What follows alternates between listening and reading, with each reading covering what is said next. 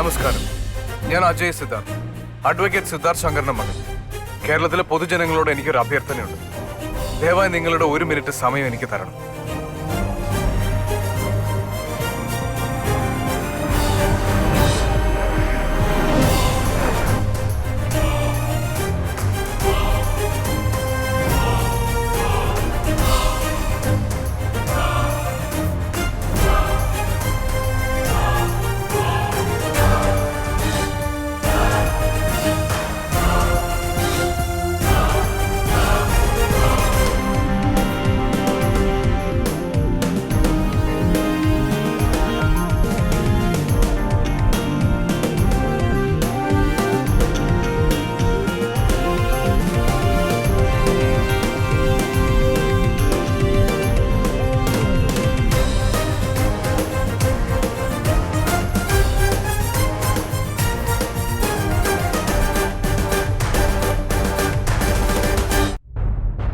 ഞാൻ മുൻപ് പറഞ്ഞതിൽ തന്നെ ഉറച്ചു നിൽക്കുന്നു.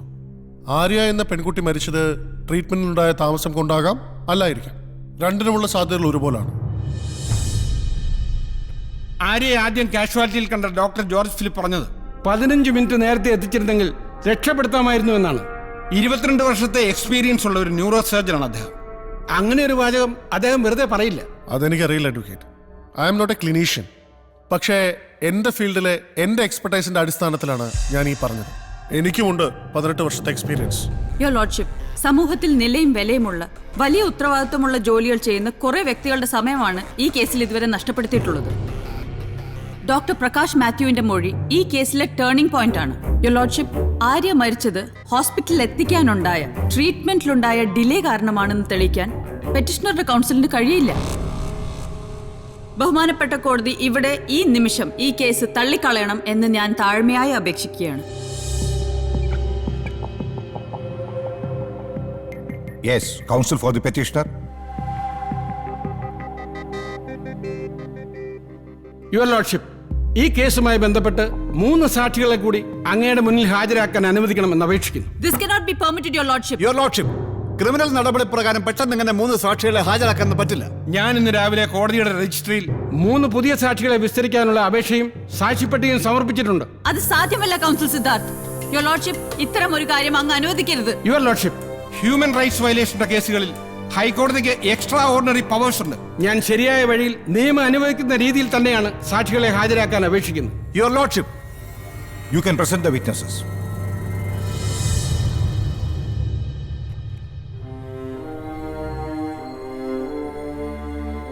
ഞാനും എൻ്റെ ഫാമിലിയും ഡൽഹിയിലാണ് സെറ്റിൽ ചെയ്തിരിക്കുന്നത്. ഞാൻ നാട്ടിലൊരു ആവശ്യത്തിന് വന്നപ്പോഴാണ് എൻ്റെ മകന് ഡൽഹി വെച്ചൊരു ആക്സിഡന്റ് ഉണ്ടായത്. Sorry sir, flight take off ചെയ്തല്ലോ. എപ്പോഴാണ് അടുത്ത ഡൽഹി ഫ്ലൈറ്റ്?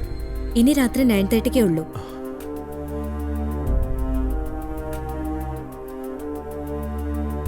ഞാൻ നേരത്തെ വീട്ടിൽ നിന്ന് ഇറങ്ങിയതാണ്. വഴിയിൽ 1 മണിക്കൂറോളം ഒരു ട്രാഫിക് ബ്ലോക്കിൽ പെട്ടു. ഫ്ലൈറ്റ് എനിക്ക് മിസ്സായി. എൻ്റെ മകൻ 6 വയസ്സേ പ്രായം ഉണ്ടായിരുന്നുള്ളൂ. അവനെ അവസാനമായി ജീവനോട് എനിക്കൊന്ന് കാണാൻ പോലും പറ്റിയില്ല. Just because of the traffic block.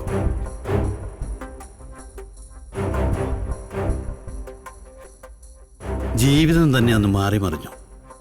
കിട്ടുമെന്നുറപ്പുണ്ടായിരുന്ന ഗൾഫിലെ ഇലക്ട്രീഷ്യൻ ജോലി അന്ന് മിനിറ്റുകളുടെ വ്യത്യാസത്തിൽ എൻ്റെ കയ്യിൽ നിന്ന് നഷ്ടപ്പെട്ടു. ചില അവസരങ്ങൾ ജീവിതത്തിൽ ഒരിക്കലേ കിട്ടൂ സർ. അന്നുണ്ടായ ട്രാഫിക് ബ്ലോക്ക് എൻ്റെ ഭാവിയെ ഇല്ലാതാക്കി. മാസം 30,000 രൂപ ശമ്പളം ഉണ്ടായിരുന്ന ആ ജോലിക്ക് ഇന്ന് കിട്ടുന്നത് എൻ്റെ വാപ്പാടെ ഉമ്മാടെയും മരുന്നിന് പോലും തികയില്ല സർ.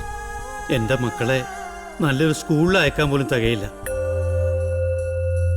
പരീക്ഷ ഉച്ച കഴിഞ്ഞ് 2 മണിക്കായിരുന്നു. ഞാൻ 12 മണിക്ക് വീട്ടിൽ നിന്ന് ഇറങ്ങിയതാണ്. ഏതോ ഒരു പ്രകടനം കാരണം റോഡ് മുഴുവൻ ബ്ലോക്കായിരുന്നു. ഞാൻ 3 മണി ആകാറായപ്പോഴാ ഹോളിലെത്തിയത്. എനിക്കത് കാരണം 1 വർഷം നഷ്ടപ്പെട്ടു. ആർക്കെങ്കിലും പറ്റുമോ സർ ആ 1 വർഷം എനിക്ക് തിരിച്ചു തരാൻ? ഇവർ 3 പേരും പ്രതിനിധികൾ മാത്രമാണ് യുവർ ലോർഡ്ഷിപ്പ്. ആയിരക്കണക്കിന് പേരുടെ, ലക്ഷക്കണക്കിന് പേരുടെ വെറും പ്രതിനിധികൾ. യുവർ ലോർഡ്ഷിപ്പ്, ഈ കേസിന്റെ പെറ്റീഷണർ കോടതിയിലുണ്ട്. അദ്ദേഹത്തിന് ഒരു സബ്മിഷൻ കോടതിയുടെ മുമ്പാകെ സമർപ്പിക്കാൻ അനുവാദം കൊടുക്കണമെന്ന് അപേക്ഷിക്കുന്നു.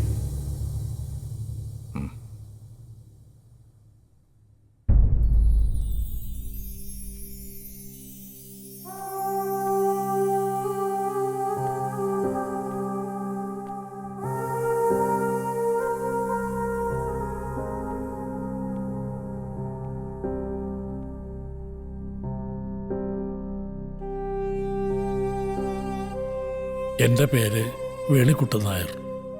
ഒരു റിട്ടയർഡ് ഫോർമാനാണ്. ഒരു സാധാരണ കുടുംബത്തിലെ സാധാരണ മലയാളി. ആര്യ എൻ്റെ പേരക്കുട്ടിയായിരുന്നു. സാധാരണ സ്വപ്നങ്ങൾ കണ്ട് നടന്നിരുന്ന ഒരു 17കാരി, ഒരു സാധാരണ മലയാളി പെൺകുട്ടി. അവൾ പോയി. അവളുടെ കൂടെ എൻ്റെ ഒരു ഭാഗവും മണ്ണിനടിയിലായി. മരണകാരണം രോഗമായിരുന്നെങ്കിൽ ഈശ്വര നിശ്ചയം എന്ന് കരുതി സമാധാനിക്കാമായിരുന്നു. പക്ഷേ അതൊരു കൊലപാതകമാകുമ്പോൾ എന്ത് പറഞ്ഞ് സമാധാനിക്കണം സാർ? Objection your lordship. എന്റെ ഊഴം മാഡം, സാധാരണ മലയാളിയുടെ ഊഴം. അതിനേക്കാൾ ശക്തിയില്ല നിങ്ങളുടെ ഒബ്ജക്ഷൻ വിളിക്ക്. സാർ, ഇവിടെ അങ്ങയുടെ മുമ്പിൽ വലിയ വലിയ ആളുകൾ വന്നു. ആ സംഭവം നടന്ന ദിവസം അവരാൽ കഴിയുന്നതെല്ലാം ചെയ്തു എന്ന് ആണയിട്ടു. എന്താണ് സാർ അവരൊക്കെ എന്ന് ചെയ്തത്? ഈ ജില്ലയുടെയും ഈ സംസ്ഥാനത്തിൻ്റെയും ഭരണാധികാരികളല്ലേ ഇവരൊക്കെ? ജനങ്ങളെ സംരക്ഷിക്കാൻ ഉത്തരവാദിത്വമുള്ളവർ. ഗതാഗതക്കുരുക്കിനെ പറ്റി പത്രത്തിൽ വാർത്ത കൊടുത്തിരുന്നു എന്ന് പറയുന്ന പോലീസ് കമ്മീഷണർക്ക് നമോഭാഗം. സാർ, ഇതിനു മുമ്പും പത്രത്തിലൊരു വാർത്ത വന്നിരുന്നു. ഇപ്പോഴല്ല, മുമ്പ്. ചെറിയ കോളത്തിലല്ല, 2 വരിയിലുമല്ല. ബഹുമാനപ്പെട്ട കോടതിയുടെ സുപ്രധാനമായ ഒരു വിധി. ഒരു രാഷ്ട്രീയ പാർട്ടിയുടെ ആഘോഷവും ജനജീവിതത്തെ തടസ്സപ്പെടുത്താൻ പാടുള്ളതല്ല എന്ന 1997 ജൂലൈ 29 തലവാചകം. എല്ലാ 10 മിനിറ്റ് കൂടുമ്പോഴും പ്രകടനക്കാർ വഴിമാറി ജനങ്ങൾക്ക് സഞ്ചാര സ്വാതന്ത്ര്യം ഉറപ്പുവരുത്തണമെന്നും കോടതി വിധി നിലവിലുണ്ട്. ആ വിധി നടപ്പാക്കേണ്ടവരാണ് ഇപ്പറഞ്ഞ മേലധികാരികൾ. പക്ഷെ സാർ, വിറയ്ക്കും. ഒരു MLA ഒന്ന് തുറച്ചു നോക്കിയാൽ, ഒരു മന്ത്രിയുടെ നെറ്റി ചുളിഞ്ഞാൽ ഇവരുടെ മുട്ടുകൂട്ടിയിടിക്കും. സാർ, ഇപ്പോൾ ഒരു ബസ്സിലോ കാറിലോ ബൈക്കിലോ ഓട്ടോറിക്ഷയിലോ ഒരു ട്രാഫിക് ജാമിൽ കുരുങ്ങി കിടക്കുമ്പോൾ ഒരൊറ്റ മഴയിൽ തകരുമെന്ന് ഉറപ്പുള്ള റോഡ് നിർമ്മാണത്തിന് അനുമതി നൽകുന്ന നമ്മുടെ നഗരങ്ങളുടെ രക്ഷകർത്താക്കളുണ്ടല്ലോ, അവരെ ഞങ്ങൾ ശപിക്കാറുണ്ട് സാർ. മിസ്റ്റർ വേണുക്കുട്ടൻ നായർ, ഇപ്പറഞ്ഞ കാര്യങ്ങളൊക്കെ ചെയ്യാൻ ഇവിടെ കോർപ്പറേഷൻ ഉണ്ട്. എന്താണ് മാഡം ഈ കോർപ്പറേഷൻ? ഒരു കെട്ടിടമോ? അതോ ആരാണ് ഈ കോർപ്പറേഷൻ? അതിനൊരു മുഖമുണ്ടോ, കണ്ണുണ്ടോ, ചെവിയുണ്ടോ? കുറെ പേർ കൂടിയിരുന്ന് എന്തൊക്കെയോ തീരുമാനിക്കുന്നു. എന്നാൽ ആരും ഒന്നിന്റെയും ഉത്തരവാദിത്വം ഏറ്റെടുക്കാൻ തയ്യാറല്ല താനും. സാർ, ഇവിടെ ഏതൊരു ഈർക്കിൽ പാർട്ടി വിചാരിച്ചാലും ഒരു റോഡ് ബ്ലോക്ക് ഉണ്ടാക്കാം. തങ്ങൾ നടത്തുന്ന പ്രകടനം കുറെ നേരം ഒരു നഗരത്തെ മുഴുവൻ നിശ്ചലമാക്കി എന്നതിൽ അവർക്ക് സന്തോഷിക്കാം, അഭിമാനിക്കാം. ആരാണ് സാർ ഇവർക്ക് ഇതിനുള്ള അവകാശം കൊടുത്തത്? ജനാധിപത്യ വ്യവസ്ഥ എന്നാണ് ഉത്തരവെങ്കിൽ അത് സാധാരണ ജനങ്ങളായ ഞങ്ങൾക്കും ബാധകമാണ്. അവരെ തടയാൻ, സഞ്ചാര സ്വാതന്ത്ര്യം ഇല്ലാതാക്കാൻ ഇവിടെ ആർക്കും അവകാശമില്ല.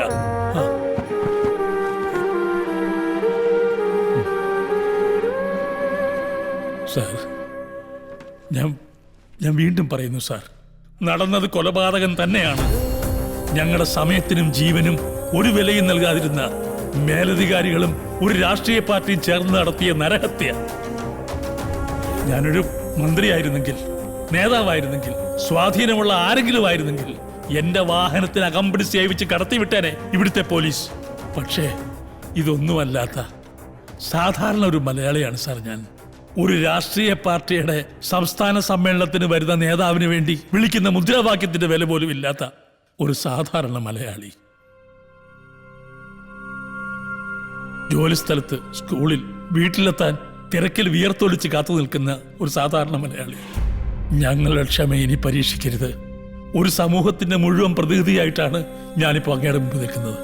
എന്നെ പോലെ 100 കണക്കിന് ആളുകൾ ഇന്നിവിടെ വന്നിട്ടുണ്ട് കോടതി മുമ്പാകെ പരാതി ബോധിപ്പിക്കാൻ. ഞാൻ മാത്രം സംസാരിക്കുന്നത് കൊണ്ട് അവർ മൗനത്തിലാണെന്ന് കരുതരുത് സാർ. കാരണം മൗനം ചിലപ്പോഴെങ്കിലും പ്രതിഷേധിക്കാൻ ഭയപ്പെടുന്നവന്റെ പ്രതിഷേധമാണ്. എല്ലാവരും കൈവിടുമ്പോൾ ഞങ്ങളുടെ അവസാന അഭയസ്ഥാനമാണ് സാർ കോടതി. സ്വപ്നങ്ങൾ കാണാനും അവ യാഥാർത്ഥ്യമാക്കാനുമുള്ള അവകാശം ഞങ്ങൾക്കുമുണ്ടെന്ന് പറയാനാണ് ഞങ്ങൾ ഇവിടെ നിൽക്കുന്നത്. അതിനുവേണ്ടി മാത്രം. കൈവിടരുത്, കൈവിടരുത് സാർ.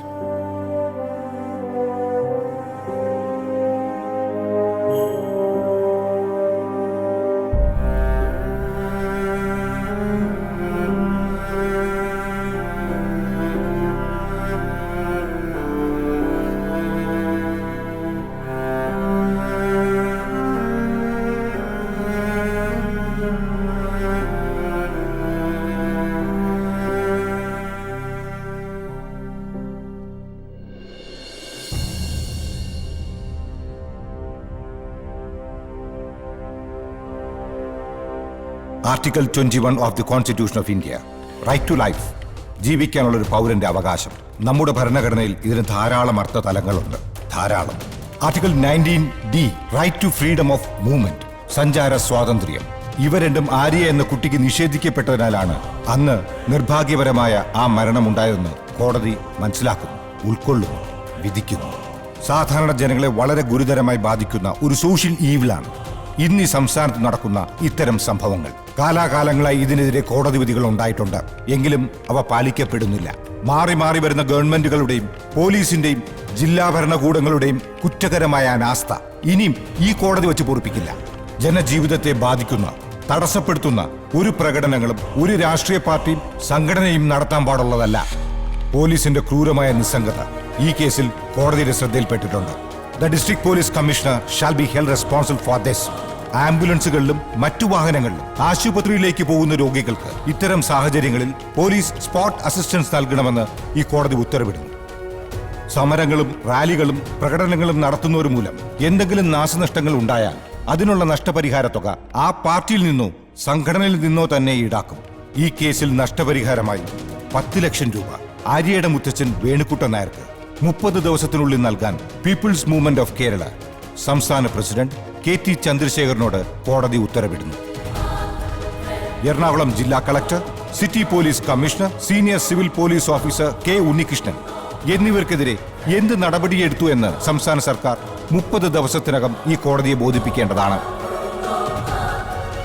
ഹ്യൂമൻ റൈറ്റ്സ് വയലേഷൻ, മനുഷ്യാവകാശ ലംഘനം, അതുമായി ബന്ധപ്പെട്ട കേസുകളെ നിയമത്തിന്റെ നൂലാമാലകളിൽപ്പെടുത്തി ദുർബലമാക്കാൻ